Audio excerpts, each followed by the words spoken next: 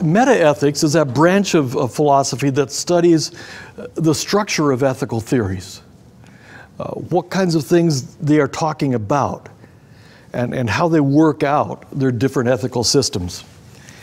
Let me start out like this, I guess. The first broad heading, there's a number of different ways we can slice the pie. There's no one single way to go at this. But this is my way of going at it. There are two broad categories into which all ethical theories fall. They're either, on the one hand, non-cognitive, or they're cognitive. What that means is this. Non-cognitive means that the moral statements, the moral claims made by the theory do not have truth value. Cognitive means they do have truth value. They're either true or false. Now, what kinds of things don't have truth value? Well, commands don't have truth value. Jimmy, shut the door. Is that true or false? It's neither. Oh my goodness. True, false? Neither. Exclamations, commands, especially for ethical theories, the first broad category is emotions.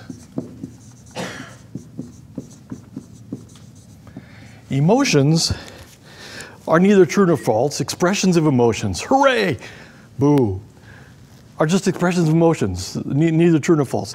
And so there's a group of philosophers who think that moral theory is just about expressing emotions. So if I say abortion is wrong, that statement is neither true nor false. It's a statement about my feelings about abortion, and I'm saying boo for abortion.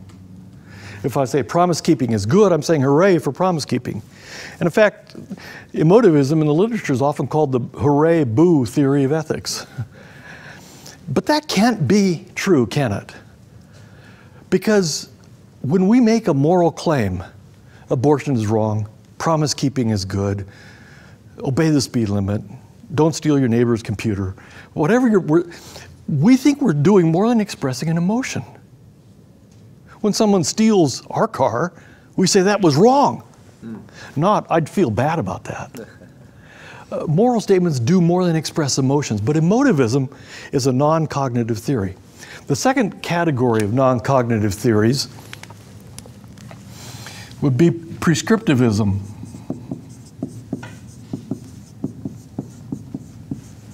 Now, when you go to the doctor and the doctor gives you a prescription, take 2 of these and call me in the morning, he's just giving you advice.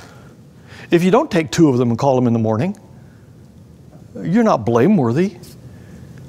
You may be foolish, depending on how good the doctor is, depending on what he's prescribed. You may be wise to follow the prescription, but you're not morally blameworthy if you don't. You're not morally praiseworthy if you do follow the prescription. So this theory goes that moral commands are merely prescriptions. They're someone's advice about how to live. But since we get a lot of conflicting advice, and since when we tell someone something moral, we firmly believe we're doing more than giving mere advice, this seems to be a defective theory of ethics as well. A little stronger version of prescriptivism would be called imperativalism, and it sees moral claims as imperatives, as commands. So abortion is wrong is really a command to do not have an abortion. But a command only has force if the one giving the command is in a legitimate position of authority. So there could be no such thing as a universal moral claim unless there was a universal God. But then if there's a universal God, he's got to be giving more than prescriptions, more than commands. It has more than non-cognitive. Okay? Fair enough? The other side is cognitive theories. There's a subdivision here between subjective and objective cognitive theories. Remember, cognitive theories say that a moral statement is either true or false. The question is, what makes it true or false? For a subjectivist theory, what makes it true or false is the belief of an individual or a group or a culture. So if the culture believes that abortion is permissible, then abortion is permissible. It is true that abortion is permissible. If the culture believes that little white lies are okay, then little white lies are okay. If the culture believes that you shouldn't use the N-word, then it's wrong to use the N-word. You see, it's the belief of the culture that determines the truth or the falsehood of a moral claim. That's called cultural relativism.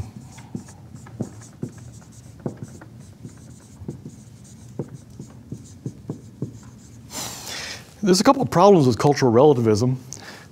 The first is, if a culture believes something, and that, in virtue of that, that makes it moral, then a moral reformer who stands up and says, but that's wrong, the moral reformer is himself immoral. So Martin Luther King, telling the South that segregation is wrong, is immoral because the culture believes it. Jesus telling the Pharisees that what they were doing is wrong, Jesus was being immoral. So cultural relativism makes moral reform in a culture impossible. Dietrich Bonhoeffer, in his sermons and his writings against Nazism, was immoral. And that can't be right, can it? Furthermore, it makes comparison of cultures impossible. And when I taught at Colorado, I used to regularly address this early on in classes in ethics or intro to philosophy. And I'd use examples like the Holocaust. And some students would always say, well, I would never do that. But if they believed it was okay, then it's okay for them. Finally, I had them read a novel, portions of a novel by Toni Morrison about a young African woman who was forced to undergo female circumcision. And of course, it caused her all kinds of problems. And when she got married, she moved to the United States and married. And sexual relationships were always very difficult, very painful for her. She went back to Africa, encountered the shaman, a woman, who had done this to her and murdered her. And so in this story, she's on trial for murder. And I thought this would get the students angry, and they would say, well, female genital mutilation is wrong, no matter what the culture is. And some would say, no. She shouldn't have objected. In her culture, that was right, so it was right. And that just creeps me out, that people are willing to make those kinds of judgments. Worse, how do you define a culture? However you define a culture, surely the moral beliefs of a culture are part of the definition. So consider the question of abortion. Who is the culture according to which abortion is right or wrong? Americans? Californians? Angelenos? Upper middle class whites? East LA Hispanics? Evangelicals in my church? You see how the culture begins to shrink until it comes down to just me and thee, and I'm not so sure about thee. Cultural relativism is unstable because there is no non-question begging way to define culture without incorporating moral beliefs as part of the definition. So subjectivism doesn't seem to offer us much hope. Moral objectivism is probably the predominant view among all philosophers, Christian, secular, of any type. Objectivism can go a couple ways. We have, on one side, what we call ethical naturalism.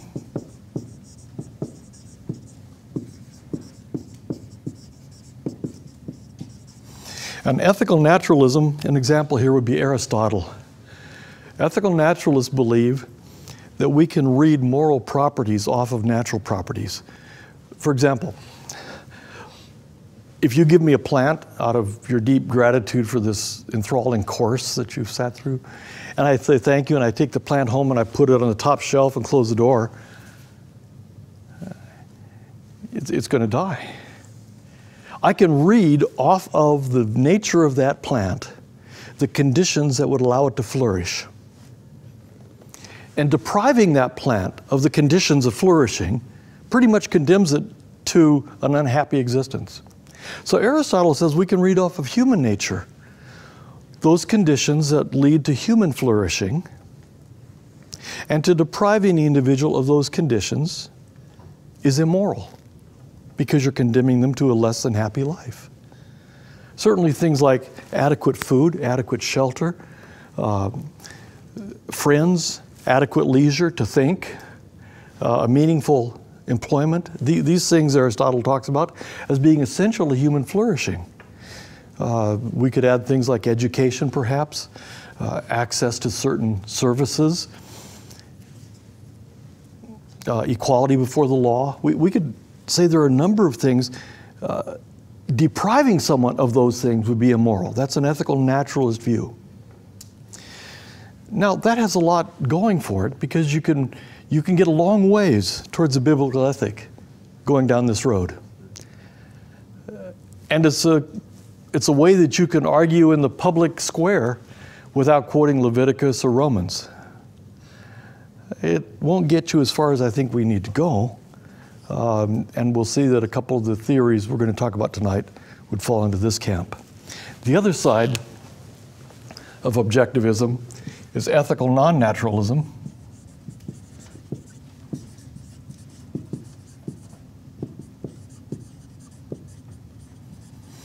And this says that there are aspects of the world that are non-natural, that is, are not reducible to natural properties of the physical organism or the physical object. There are, if you're a Platonist, then there are properties of the good and so on that exist in Plato's heaven, whatever that is. If you're a Christian, these are properties that God has endowed things with, commands that God has given, but these are non-natural because they're coming from a supernatural source. So ethical non-naturalism is going to be the direction that Christians are going to go sooner or later if they're going to incorporate biblical evidence into their theory. Now, think for a moment about Amos. Remember the book of Amos? That minor prophet who just boiled over with lava language. He was just molten with anger at the sin of the northern kingdom of Israel. In chapter 1 and chapter 2 of Amos, he looks at the nations around Israel, 6 of them. And he has a little formula for 3 transgressions of Moab, yea for 4. For 3 transgressions of Edom, yea for 4. And the 3 plus 4 gives 7. That's sort of the perfect number. And he lists 7 transgressions of all these nations. And if you try to analyze what are these transgressions, you would find that they would be what we would call ethical naturalist prohibitions. That is, violations of ordinary human rights. Things that you don't need Scripture to understand. If you look at Paul in Romans chapters 1 through 3, when he says those who are outside the law will be judged apart from the law because their conscience is the law to them. They'll be judged that way. But those that have the law, the Jews, will be judged by that. I think he's saying that human reason can discover natural properties, but if you have Scripture, you're held to a higher standard. I think that allows us to make ethical claims based on a naturalistic system that will be much more likely to be agreed to by people who don't care about Scripture. But we realize that that's a subset of the total ethical picture. Okay? Any questions to this point? Or any objections?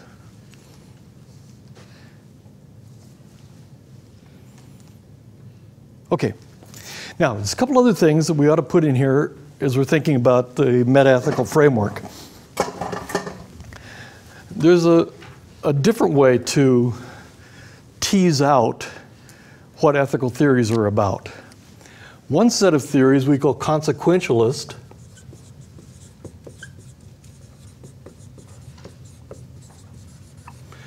and they focus on the outcome.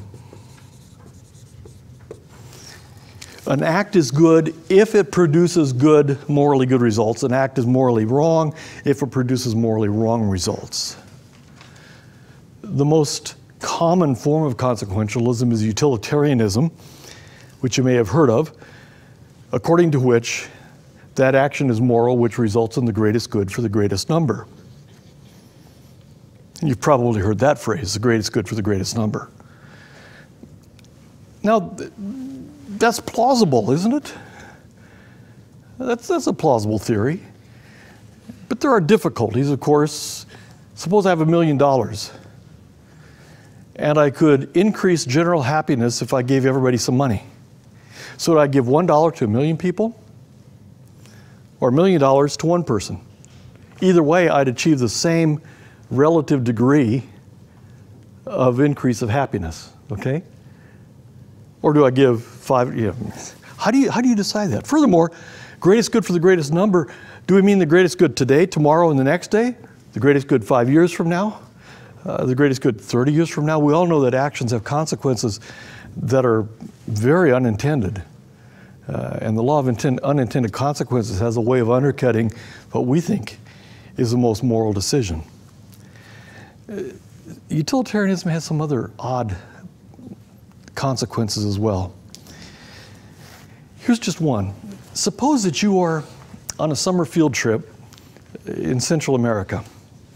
You're down there, you're studying biology, and you're collecting samples of the flora of the rainforests.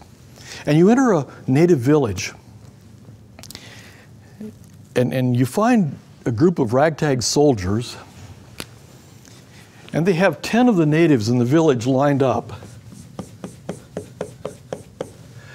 And the soldiers, led by Captain Pedro,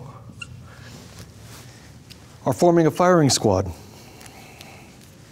And you ask what's going on, and Captain Pedro explains in his broken English that there's been a lot of anti-government demonstrations, and in order to quell the anti-government demonstrations, they're going to execute 10 Indians to show the people that it's not wise to demonstrate against the government. Well, were these the people that demonstrated? Oh, that doesn't matter, we're just going to kill them anyway. But in our culture, we have what we call the guest's privilege. We will give you the gun. You can shoot one of them, and we'll let the other 9 go. But if you don't, then we'll go ahead and kill all 10. And thoughts, you know, James Bond thoughts go through your mind. Could you grab the gun and take over? And you realize that that's not going to work. And so the question is, do you do it? Do you do it? Bernard Williams was a Christian philosopher at Oxford who developed this thought experiment. And he said, utilitarianism says, yes, you do. But Williams pointed out there's a difference between killing and letting die. And if you have constructed your moral character in such a way that you would never voluntarily take an innocent person's life, there's something wrong with the moral theory that says that's what you ought to do. That's what utilitarianism says. There's a number of other examples that I don't have time to go into now. They're very thought-provoking, but I'm going to ignore them now. Utilitarianism, it seems to me, is best used in a political context as a first hack at public policy. A couple of you are from Pasadena, I believe. The plan up there is to extend the 710 freeway up to the 210, is that right? Is that what?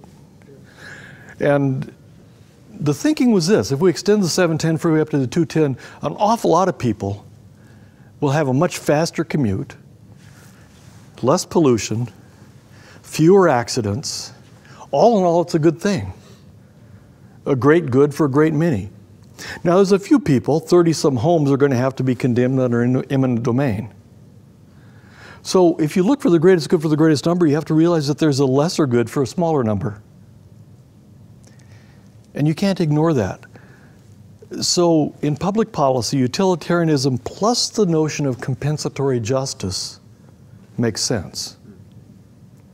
Now this will come back to us on Saturday when we talk about public policy and environmentalism. The greatest good for the greatest number must always be coupled with compensatory justice for those that are damaged in the pursuit of the greatest good for the greatest number. So in the case of something like this freeway in Pasadena, of course what the government agencies ought to do is buy out the homeowners at a very healthy price. The problem, of course, is in these situations, the price is never adequate, the people are never satisfied, and of course there's all kinds of lawsuits, and people don't like to be forced out of their homes, and we understand that. But something like this seems to be a good first hack, not final hack, but a first cut at public policy. Remember, consequentialism looks at the outcome. A second category of moral theory is called deontology. The Greek word deon means duty. This kind of a theory says what is moral is defined by what the duty of the person is. So this focuses on the action. Immanuel Kant is probably the most famous deontologist. People that construct theories called divine command theories of morality, where everything that is required or prohibited flows from a divine command. That's a deontological theory as well. So it's the character of the action that counts. But the problem with deontological theories, as we all know, all of us who have had children, all of us who have been children, is you can obey with a very bad attitude. And there's just something wrong, something doesn't seem right about a moral theory that says you are completely morally praiseworthy. If you really didn't want to do it, you were cursing under your breath the whole time, but you did it anyway. We think that something about the motives of the moral agent make a difference. The attitude with which the action is done makes a difference. So rather than looking either at the outcome or at the action as the sole criterion of judging the truth or falsehood of a moral claim, a third category is virtue theory.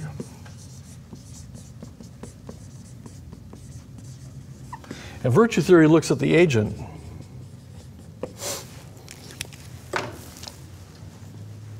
Probably the most famous virtue theorist, well, aside from the Apostle Paul and Jesus Christ, would be Aristotle. But basically, virtue theory says if you want to know what the right thing to do is, ask what would a virtuous person do in this situation.